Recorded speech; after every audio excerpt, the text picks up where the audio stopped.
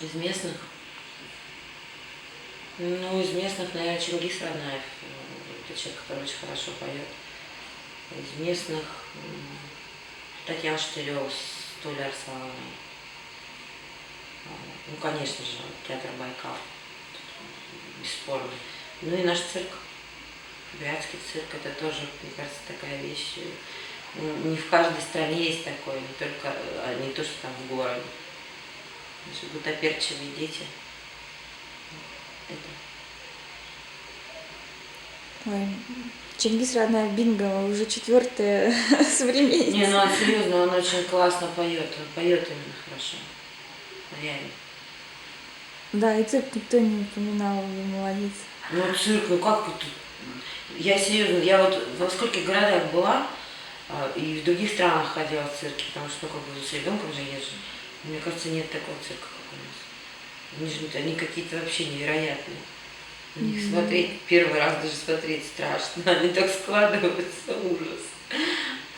Да, мы тоже сходили, Варежка очень понравилось. Понравилось? Народу было меньше, чем самих Это вот плохо то, что не умеют.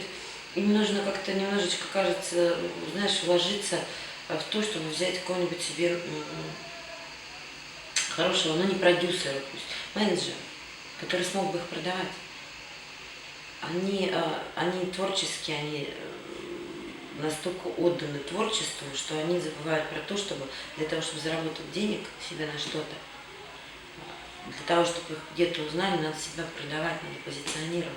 Ну как мы имеем в республике такой замечательный цирк, да, и вот ты говоришь, что очень мало народа говорят об этом. Но это же просто показатель того, что о них мало знают. Мы их где видим-то? Знаешь, на какой-нибудь свадьбе, на юбилее, вот их за деньги приглашают. Но это чего-то же бардак, когда у них есть своя площадка Варежка, правильно? Где можно приходить и смотреть, и наслаждаться. народу реально мало. Надо позиционировать. Коммерция, надо немножко коммерции. Творчество. Нужна коммерция.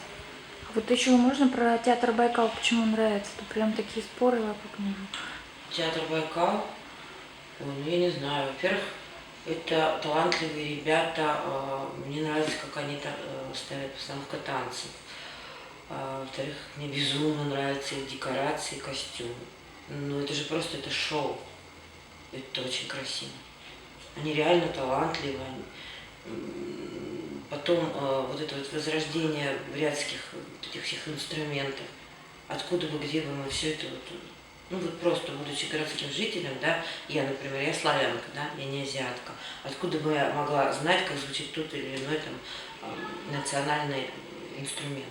А здесь вот настолько красиво можно детям своим показать культуру именно бурятского народа на основе этого театра. Ну, я не знаю, я считаю, что это очень классная вещь. Потому что мы же все-таки живем в республике, где достаточно много национальных.